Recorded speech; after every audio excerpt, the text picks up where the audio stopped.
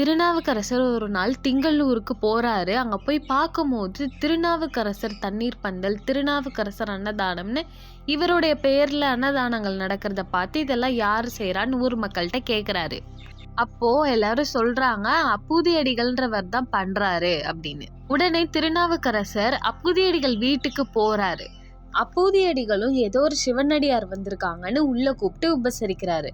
அப்போ திருநாவுக்கரசு கேக்குறாரு, ஏன்பா உன் பேர்லயே அன்னதானம் எல்லாம் பண்ணலாம்ல, ஏன் திருநாவுக்கரசர்ன்றவங்க பேர்ல நீ பண்ணிட்டு இருக்க அப்படின்னு கேக்குறாரு.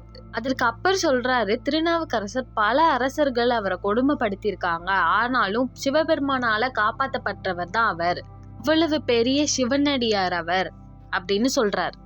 நீங்களும் ஒரு சிவனடியாரா இருந்துட்டு அவரை பத்தி தெரியாம நீங்க எப்படி இருக்கீங்க அப்படின்னு சொல்லி இந்த மாதிரி என்கிட்ட பேசாதீங்க அப்படின்னு கடுமையா சொல்றாரு.